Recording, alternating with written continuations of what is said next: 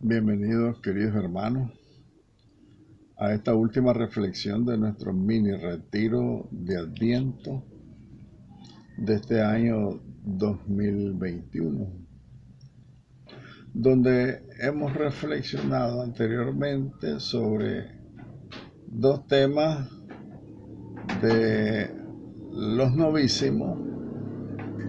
Primero hablamos de que somos frágiles, somos de la muerte, tenemos una vida caduca, la vida humana es caduca, caduca en el sentido que termina.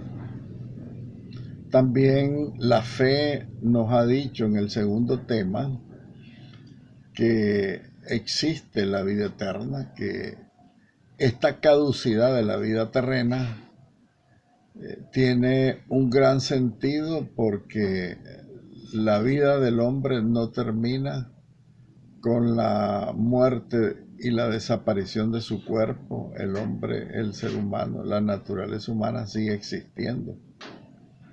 Una parte de esa naturaleza humana, que es el alma, el espíritu, sigue vivo, que también confesamos en el credo que el día del juicio final recuperaremos nuestro cuerpo ya no mortal, sino vivificado por la resurrección de Cristo. Y ahora pues nos adentramos ya para finalizar nuestra reflexión en una esperanza maravillosa. Primero, la caducidad de la vida. Segundo, la fe en la vida eterna. Y tercero, una esperanza. Esta tercera reflexión, por eso está titulada Vino a morar entre nosotros. ¿Quién? Jesucristo, ¿verdad? El Verbo de Dios encarnado. Y esa es la gran esperanza. ¿Y por qué es una gran esperanza? Porque Él lo prometió, ya está preparándonos un lugar en el cielo. Y así de esa manera tenemos la esperanza de que iremos a vivir con Él. Pero también en esta vida caduca con la fe en la vida eterna, sin embargo, seguimos en este mundo padeciendo lo que se padece en un desierto, lo que se sufre en un destierro, lo seguimos padeciendo porque nosotros estamos desterrados, en el sentido que nuestra verdadera casa es junto al Padre, allá en el cielo, allá en su casa. Allá es nuestra verdadera casa, aquí solamente estamos de paso. ¿Y para qué estamos aquí de paso? ¿Se han preguntado alguna vez ustedes? Para que conozcamos a Dios, para que amemos a Dios, para que lo deseemos, lo aceptemos y después de nuestra muerte vayamos a vivir con Él felices en el cielo. Eso lo estudiamos en el catecismo. En aquella pregunta, en aquellas 100 preguntas que se aprendía uno en el catecismo de la primera comunión, ¿para qué nos creó Dios? Dios nos creó para que viniéramos a vivir en esta tierra, para que lo conozcamos a Él, para que construyamos este mundo más digno, más justo, más próspero. De esa manera, al conocerlo y al trabajar por esta justicia social terrena, nos ganemos pues, el derecho de ir a vivir con Él. Y digo el derecho no porque lo merezcamos, la salvación no la merecemos, sino porque Él la prometió. Entonces nosotros tenemos la gracia de apropiarnos de esa promesa. Esa promesa es mía. Yo estoy seguro que el Señor me va a llevar a su casa, a vivir con Él. Esa convicción tenemos que tenerla para poder llegar pues a la salvación. Ese es el aporte que el Señor nos pide a nosotros para podernos salvar. Al final de cuentas, la salvación es gratuita, pero para los que la desean. Recuerden que hay mucha gente que odia a Dios y no quieren vivir con Él. Entonces el llamado a nosotros es a eso. ¿Por qué? Porque Él vino a vivir con nosotros en este mundo difícil, no para sacarnos de este mundo. Él no nos va a sacar de este mundo hasta el día de nuestra muerte, sino para que junto a Él llevemos este caminar hacia su reino de una manera feliz, como en un desfile victorioso, dice el libro del Apocalipsis.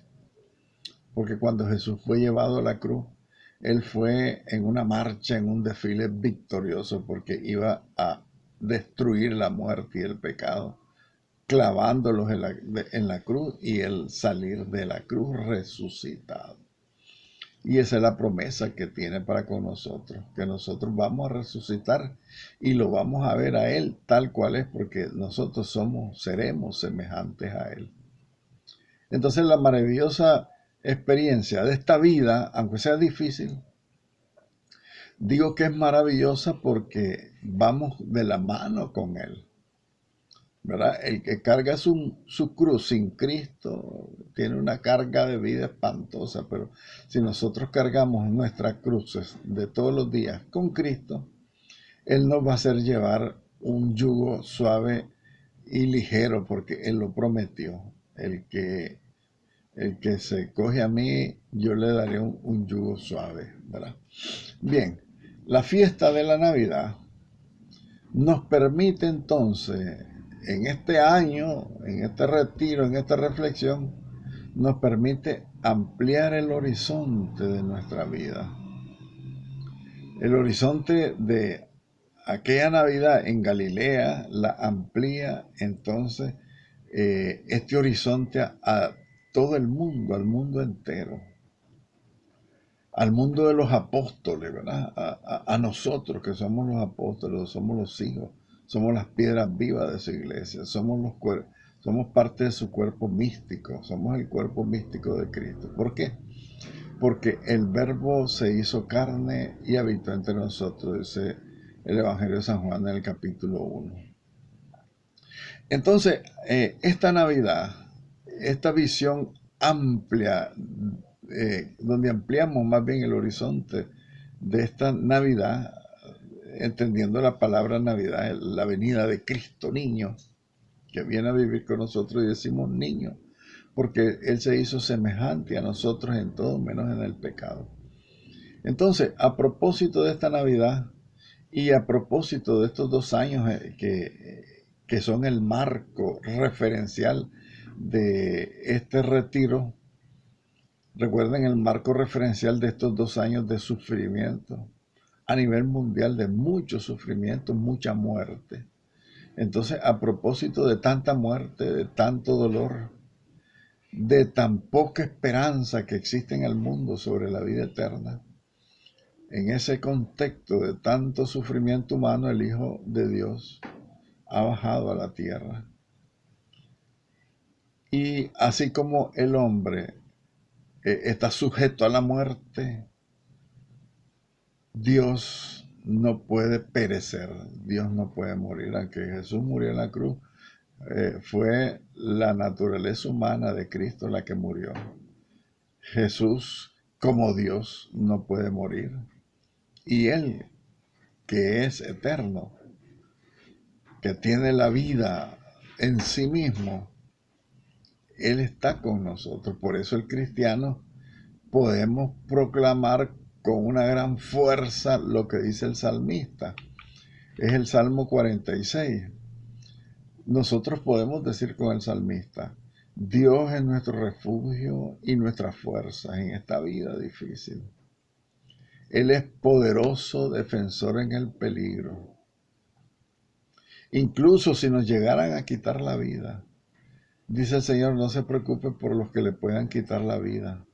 Preocúpense más bien a aquel que les puede, después de quitarles la vida, los puede llevar al infierno, a la condenación, que él es a Él al único que hay que tener temor. Entonces decimos con el salmista, entonces, Él es poderoso defensor en el peligro. Por eso no tememos, aunque tiemble la tierra, aunque haya muerte, aunque caigan 1000 a mi derecha y 10.000 a mi izquierda. Aunque los montes se desplomen en el mar, no tememos, teniendo a Dios en medio de nosotros, nosotros no debemos vacilar. Claro, hay una queja en el sufrimiento y mucha gente dice, ¿por qué a mí Dios me abandonó? ¿Por qué se me murió este? ¿Por qué esta desgracia? ¿Por qué esta calamidad? ¿Por qué esta destrucción de mi casa, de mis cosas? Dios no me quiere. No es ese el sentido de la presencia de Dios. Dios no viene a estar haciendo milagros tras milagros porque Él quiere que nosotros vivamos la experiencia del destierro, vivamos la experiencia de una vida marcada por el sufrimiento y por la muerte. No es porque Dios lo haya querido. Recordemos lo que dice la Sagrada Escritura, la carta a los Hebreos lo dirá. La muerte entró en el mundo a consecuencia del pecado. Entonces, el sufrimiento, el dolor, la enfermedad, los padecimientos, las calamidades que nosotros vivimos en este mundo, no son culpa de Dios, son culpa del pecado del hombre. Culpa e incidencia del maligno que nos insta a que hagamos siempre el mal. Si ustedes quieren, nosotros los cristianos estamos exentos de hacer el mal porque no somos gente maleante ni malo. Pero muchos seres humanos en el mundo han venido a este mundo como marcados por la maldad, por el odio, por querer hacer sufrir a la gente, por humillar, por matar. Muchos han venido con esa misión, desgraciadamente, porque se dejan llevar por el maligno, aceptan su trato con él, entonces empiezan a hacer mucho daño y ese es el daño que nos causan a todos los inocentes. No quiero decir con eso que yo soy inocente tampoco, pues, porque todos somos pecadores. Sin embargo, nosotros los cristianos vamos caminando por el camino estrecho, vamos sorteando la maldad, vamos sorteando el pecado, vamos aceptando todas las realidades de sufrimiento, de muerte, de dolor, de enfermedades que padecemos, porque estamos con Cristo y estamos compartiendo con Él nuestro sufrimiento, porque Él quiere más bien Él quiere padecer en nuestro cuerpo, porque nosotros somos cuerpo místico de Cristo. Entonces, cuando yo padezco o me enfermo o sufro, es Cristo el que sufre en mi cuerpo, porque hay una relación íntima con la Eucaristía. Yo voy transformando mi cuerpo en el cuerpo místico de Cristo y Cristo asume mi cuerpo porque Él quiere padecer todos mis padecimientos, ¿verdad? Entonces, en ese sentido, Dios está con nosotros, es decir, al lado de cada uno de nosotros, los hombres y mujeres de este mundo. Dios es nuestro amigo, es nuestro aliado en contra de las fuerzas del mal. Debemos redescubrir entonces este gran significado primordial y básico y simple también de la encarnación del Verbo de Dios en esta Navidad. Nuevamente redescubrirlo. Más allá, este redescubrimiento, más allá de todas las explicaciones teológicas, de los dogmas sobre la encarnación, etc., tenemos que ser simples en esta definición de Navidad. Dios vino a morar entre nosotros, vino a vivir entre nosotros y incluso dentro de nosotros por la misma Eucaristía. Él quiso hacer de este acontecimiento, de su venida, quiso hacer su propio nombre. Por eso el profeta dirá, el Emmanuel, el Dios con nosotros. Dios quiso vivir este acontecimiento humano con nosotros, compartirnos para comprender Él lo que sufre el hombre. Por eso es infinita su misericordia, porque Él ya conoce nuestros padecimientos, porque ya los vivió Él en su carne propia y los sigue viviendo en nuestra propia carne, porque nosotros somos carne del Verbo de Dios. Nosotros somos su cuerpo místico. Lo que Isaías había profetizado entonces del Emmanuel se ha convertido en un hecho realizado. Ya hace 2000 años se hizo realidad esta profecía de Isaías. La Virgen dará luz a un hijo que llamarán el Emmanuel, que significa el Dios con nosotros. Debemos volver entonces eh, a antes de todas estas controversias cristológicas, regresar incluso antes de los concilios Calcedonia, Éfeso, todos estos concilios que trataban de los dogmas sobre Cristo, que si era Dios, que si no era Dios, todas estas herejías arrianas, etcétera. Debemos redescubrir atrás de todo esto todo ese escándalo que encerraba pues esa afirmación que Dios vino a hacerse hombre. Me viene a la idea todos esos falsos dioses que se crearon los griegos, todas esas mitologías que se crearon los griegos. Que Dios eran unos hombres enormes, musculosos, que querían destruir al ser humano, pero eso no es Dios. Tenemos que redescubrir ese escándalo que no comprendieron los herejes que negaban que Dios se hubiera hecho carne, que ese hombre carnal fuera Dios. Entonces las dos perspectivas del verbo encarnado, su humanidad la rechazaban, su divinidad la rechazaban. Entonces es un gran escándalo para los que no creían en Cristo esa afirmación de que el verbo de Dios se hizo carne. ¿Verdad? El Hijo de Dios, decía un filósofo pagano. Vamos a reflexionar sobre lo que decía un filósofo pagano del siglo II, cuando conoció esta afirmación de que el verbo de Dios se hizo carne. Se llamaba Celso, un filósofo Celso. Decía, Hijo de Dios, un hombre que vino a vivir hace pocos años. Acuérdense que estamos hablando del siglo II, hace 200 años, digámoslo así. Decía Celso, un hombre que vivió con nosotros hace pocos años. El logo eterno, uno de ayer o de antes de ayer, un hombre nacido en un pueblo de Judea, nacido de una pobre costurera.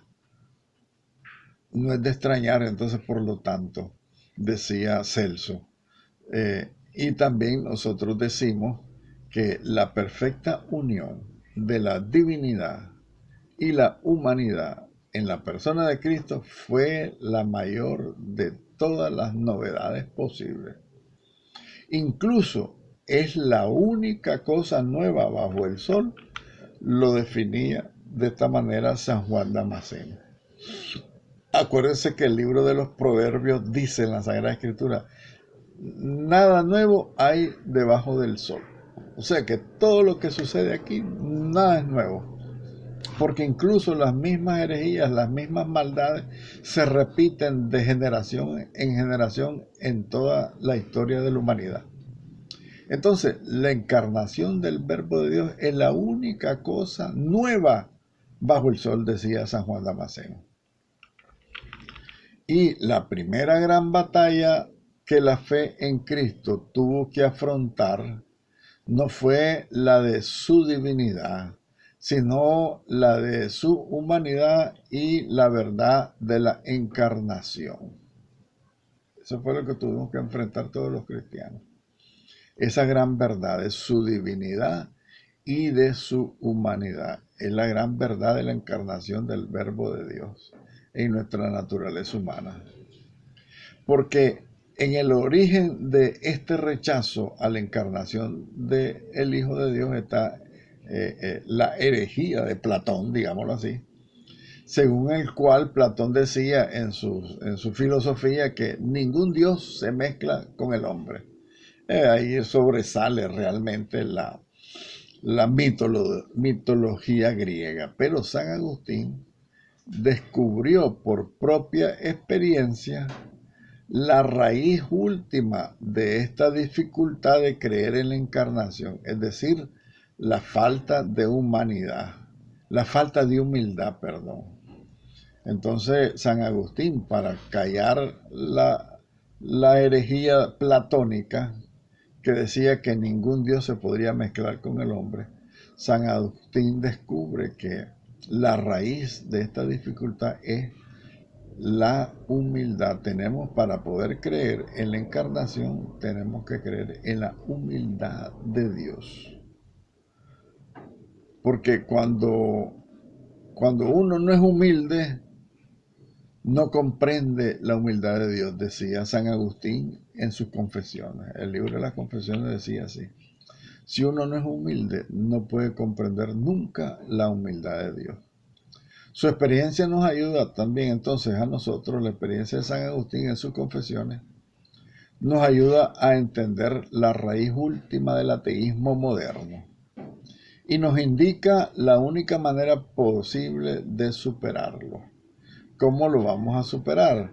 A partir del siglo XVIII se decía que todo ha sido un asalto a la verdad histórica del Evangelio y a la divinidad de Cristo.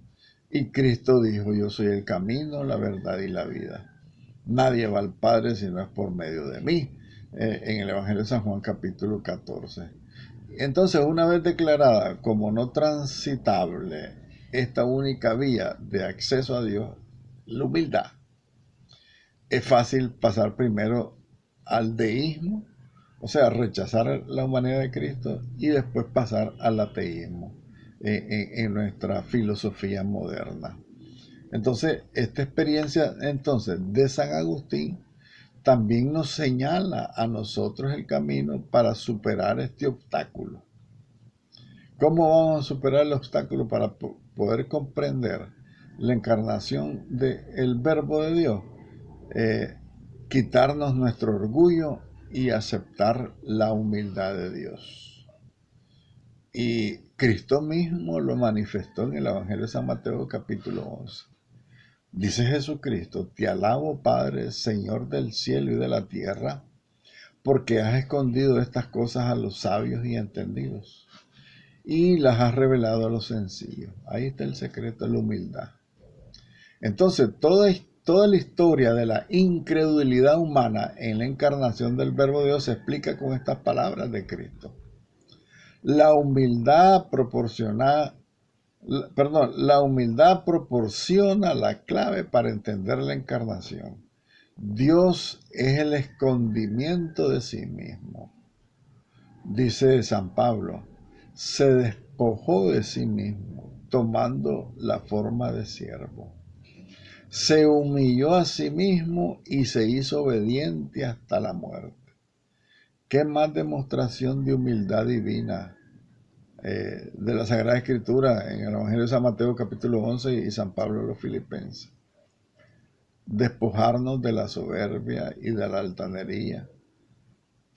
Ser humilde es la manera que nosotros vamos a poder comprender la humildad de Dios, que quiso venir a vivir con nosotros. Dice San Juan el Bautista: en medio de vosotros hay uno que no conocéis. Volvamos al corazón del misterio. El Verbo se hizo carne y vino a morar entre nosotros. Dios está con nosotros para siempre. Irrevocablemente está para siempre Dios con nosotros. Este es entonces, a partir de ahora, el objeto central de la profecía cristiana. El objeto central de esta profecía cristiana es que Zacarías saluda al precursor Juan el Bautista, el profeta del Altísimo, dice Zacarías de su propio hijo. Y Jesús dice de él que es el Juan el Bautista es más que un profeta. Pero ¿en qué sentido Juan el Bautista es un profeta? ¿Dónde está la profecía? En su caso, porque Juan el Bautista preparó el camino del Señor, pues sabemos nosotros. Pero Juan Bautista nos ha dejado su misma tarea profética a nosotros. Zacarías dice en su cántico del Benedictus: Dice, y a ti niño te llamarán profeta del Altísimo, porque irás delante del Señor a preparar sus caminos, anunciando a su pueblo la salvación, el perdón de sus pecados. Una misión para nosotros. La Sagrada Escritura nos dice a nosotros, a ti niño, te llamarán profeta del Altísimo, porque irás delante del Señor anunciando, preparando su camino, anunciando los corazones donde Él quiere llegar. Entonces, entendemos esa tarea profética de Juan el Bautista, seguir gritando. Acuérdense que dice el Evangelio, una voz grita en el desierto, ¿verdad? El Evangelio de San Mateo. Al comenzar, que empieza hablando de San Mateo, una voz grita en el desierto. Entonces, seguir gritando es la misión profética que nos deja Juan el Bautista para todos nosotros los cristianos. Esa es la profecía cristiana a partir de la encarnación del Verbo de Dios. En medio de ustedes hay uno que no conocen. Ese es nuestro anuncio, ese es nuestro grito. Juan el Bautista inauguró la nueva profecía que no consiste en anunciar una salvación futura, sino en revelar la presencia de Cristo en la historia. Dice el Evangelio de San Mateo capítulo 28, yo estoy con ustedes todos los días hasta el fin del mundo.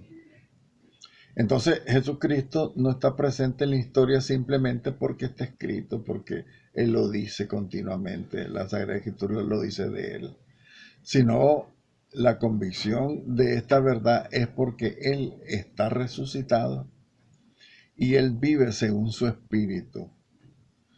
Pero no como al inicio del mundo, aleteaba, el Espíritu de Dios aleteaba sobre las aguas. No, el Espíritu de Dios vive dentro de nosotros. Eso es lo más grande porque al resucitar Jesucristo, Él hace esa promesa y la cumple en Pentecostés. Voy a morar dentro de ustedes. Entonces, no solamente es intencional esa profecía de la Sagrada Escritura, también de la profecía de Isaías, el Dios con nosotros. No es solamente la intención, sino que realmente existe esa experiencia viva de la presencia de Dios en nosotros. Y entonces, en este momento, así como en Pentecostés, cuando nosotros tenemos la experiencia del Espíritu dentro de nosotros, ahí comienza nuestra propia evangelización, nuestra misión. Ahí comienza nuestra misión. En la época de San Juan el Bautista, lo que causaba dificultad era el cuerpo físico de Jesucristo, su carne que era tan similar a la nuestra, excepto en el pecado, por supuesto. Hoy su cuerpo místico, que es la iglesia causa dificultad y escandaliza, porque la iglesia es cuerpo de Cristo, pero como la iglesia es tan similar al resto de la humanidad, a los pecadores, incluso en la iglesia no podemos excluir ni siquiera el pecado. En todos somos iguales a todos los hombres, pero sin embargo, Cristo quiso en su humildad bajarse tanto la carne y quedarse en su cuerpo místico que es la iglesia. Yo voy a estar con ustedes todos los días hasta el fin del mundo. Esa es la gran promesa, la gran verdad. Por eso, como San Francisco, el sufrimiento comparado con la felicidad eterna no es nada. La miseria, la pobreza de nuestra propia vida no es nada para lo que nos promete el Señor. Empezando que ella empezó a vivir con nosotros y que al final esa experiencia de vida con Cristo va a ser plena después de nuestra muerte, cuando seamos semejantes a Él, porque lo veremos tal cual es. Lo que San Pablo añade a San Juan. Dice que es significativa, entonces, la forma diferente y complementaria en que Juan y Pablo describen cada uno ese acontecimiento de la encarnación.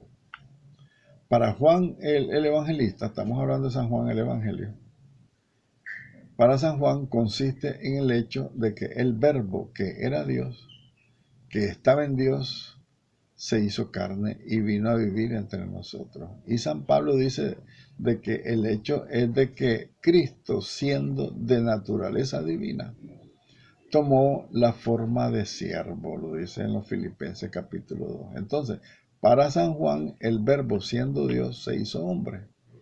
Y para San Pablo, Cristo siendo rico, se hizo pobre. Este sacramento de la pobreza son palabras fuertes. El sacramento de la pobreza es una palabra fuerte, pero fundamental. Por el hecho de la encarnación, el Verbo ha asumido en cierto sentido a cada uno de los hombres. Así pensaban los padres de la iglesia, los primeros padres griegos y los padres mismos apostólicos. Por el modo en que se ha realizado y el modo en que se ha asumido a título particularísimo esa encarnación, el pobre, el humilde, el que sufre. Entonces esto lo instituyó el mismo Cristo como instituyó la misma Eucaristía. El sacramento de la pobreza es un sacramento al mismo nivel entonces de la institución de la Eucaristía. Porque el que pronunció sobre el pan las palabras, esto es mi cuerpo, acuérdense que fue Cristo, cuando dice Cristo, esto es mi cuerpo, y lo pronuncia sobre el pan eucarístico, también lo pronunció sobre los pobres esas mismas palabras. Y lo hizo cuando al hablar de lo que ha hecho o de lo que se ha dejado de hacer, por el hambriento, por el sediento, por el prisionero, por el desnudo, el exiliado, el enfermo, etc., él mismo declaró solemnemente en el Evangelio de San Mateo capítulo 25, a mí me lo hiciste o a mí no me lo hiciste. Entonces prácticamente es como un sacramento la pobreza, o sea, la preferencialidad que tiene Cristo en los pobres, en la pobreza, en el sufrimiento humano, en la miseria nuestra. Porque todos nosotros, si somos humildes, nos identificamos con los pobres. Porque la mayor de las pobrezas del ser humano es no estar en el cielo. Es la mayor de las pobrezas. Entonces Él quiso quedarse con nosotros y hacer que nosotros fuéramos su cuerpo místico. La palabra mística podría hacernos pensar de que es superficial, pero no, es real. Somos cuerpo real, pero místico de Cristo.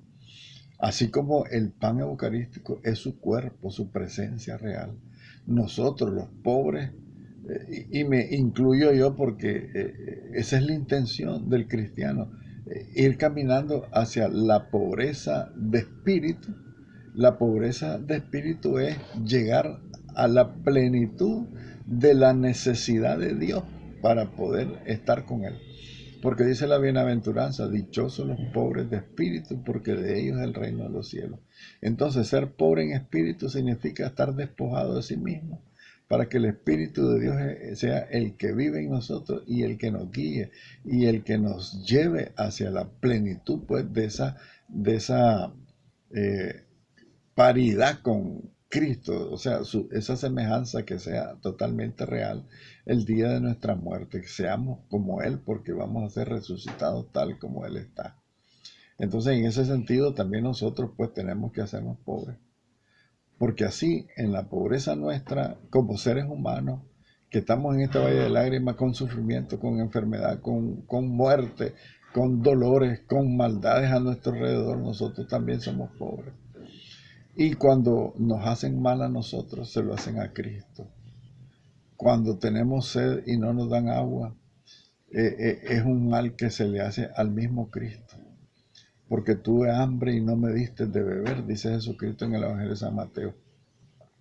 Entonces tenemos que ver la presencia de Cristo en nosotros de una manera sacramental, porque de esa manera el dolor, el sufrimiento, la muerte y tantos males que hemos padecido en estos años son para glorificación de Dios y son fuente de redención para nosotros mismos y para toda la humanidad. María y San José se lee en el Evangelio que no habían encontrado lugar para ellos en la posada, dice San Lucas, en estos tiempos que se está leyendo en los textos de la Sagrada Escritura. Incluso hoy no hay lugar para los pobres, no hay posada, no hay lugar en la posada del mundo para los pobres, los sufrientes, los marginados. No hay lugar. Entonces la posada que se dio hace 2000 años, que San José y la Virgen andaban buscando dónde descansar esa noche porque iban a ser el Mesías, pasa igual en el mundo. El mundo no quiere recibir a la iglesia. El mundo desprecia a los pastores, a los verdaderos pastores.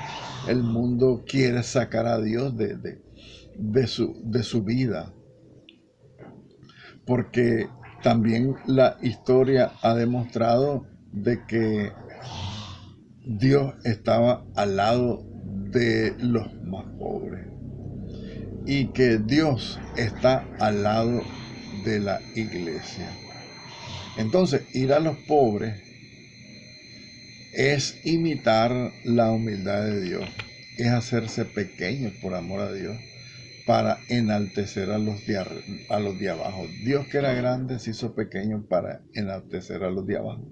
Entonces, igual tiene que ser la misión de la iglesia, la misión de todos nosotros. En medio del sufrimiento nuestro, incluso ir a auxiliar y socorrer a los que sufren, porque hay otros que sufren más que nosotros. Moraremos en él más bien, dice el último tema de esta reflexión. El Verbo se hizo carne y vino a morar entre nosotros. Entonces, antes de terminar pues esta reflexión, debemos pasar del plural al singular. El Verbo se hizo carne y vino a vivir entre nosotros. Nosotros es mucha gente. Quiere decir esto. El monseñor canta en la mesa. El monseñor no, el cardenal canta en la mesa. Eso quiso decir. Eso de vino a vivir entre nosotros es muy general. Vino a vivir en singular en cada uno de nosotros. No vino genéricamente al mundo, sino vino personalmente a cada alma creyente. Porque Jesús mismo lo dijo en el Evangelio de San Juan capítulo 14. Si alguno me ama, observará mi palabra, cumplirá mi palabra, y mi Padre lo amará. Y nosotros vendremos a él y haremos morada en él. Por lo tanto, Cristo no solo está presente en el barco del mundo o en la iglesia. Cristo está presente en el pequeño bote de mi vida. Él está dentro de mí.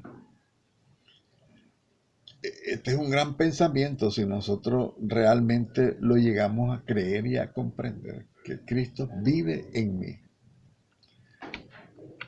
Cristo vive en mí. Dios, más bien no, sino que con todas estas restricciones que tiene este culto que le damos a Dios, este culto público, y la asistencia de todos nosotros a la iglesia.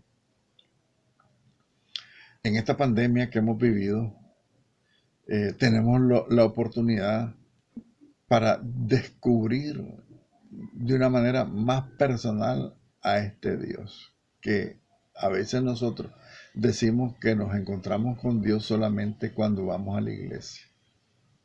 Pero esta pandemia nos ha hecho que no vayamos a la iglesia. Y puede hacer que nosotros nos sintamos incluso que hemos perdido ya la religiosidad. Pero no la hemos perdido. Porque nosotros podemos adorar a Dios en espíritu y en verdad. Y nos podemos recrear con el mismo Jesucristo, incluso estando encerrados en la casa, estando en nuestra habitación. Estas clases que pudieran ser presenciales están siendo cada uno encerrado en su casa, en su cuarto. Entonces el cristiano nunca podrá prescindir de la Eucaristía y de la comunidad, estamos claros, pero cuando esto es impedido por una fuerza mayor, la pandemia nos ha impedido ir a la iglesia, no debemos pensar entonces nunca que nuestra vida cristiana está interrumpida, no está interrumpida. Por supuesto que si uno nunca se ha encontrado con Cristo en el propio corazón, nunca lo va a encontrar en ningún lugar, aunque vaya a la iglesia. Yo he descubierto definitivamente, si yo tenía mi encuentro personal con Cristo al recibir la comunión, sacramentalmente en la misa, ahora que recibo mi misa por la televisión y hago mi comunión espiritual, he experimentado más de cerca a Cristo de mí que cuando comulgaba sacramentalmente. ¿Por qué? Porque hago un asumir esta presencia espiritual de Cristo en mí. Entonces yo lo adoro en mi corazón, en mi alma, en mi ser. Ahí le oro, le pido que me dé fuerza, que me ayude, que me vaya santificando. Y la gracia es la misma. La gracia es la misma. Acuérdense que una de las virtudes que se reciben por el sacramento de la comunión y de la confesión, la gracia que uno recibe, es una fortaleza para no pecar. Y si no estamos comulgando y si no nos estamos confesando, se debilita esa fuerza. Sin embargo, con esta adoración en espíritu y en verdad personal, en esta comunión espiritual que uno hace dentro de su casa, dentro de su corazón, te da los mismos frutos de los efectos espirituales que te dan los sacramentos. Fortaleza, entusiasmo, ánimo, deseo de seguir adelante, deseo de superarse. Entonces con esto pues yo les deseo a todos ustedes que se encuentren personalmente con Cristo en estos tiempos de encierro, sin perder de vista pues la ilusión de volver a la misa, al sacramento, pero que esto nos ha sostenido de una manera fuerte, que hemos crecido en realidad, verdaderamente hemos crecido espiritualmente en el amor a Cristo. Es lo que yo les deseo a todos y que el Señor nos bendiga y nos haga feliz, nos dé mucha paz en esta Navidad. Gracias a todos y que el Señor los bendiga. En el nombre del Padre, del Hijo, del Espíritu Santo. Amén.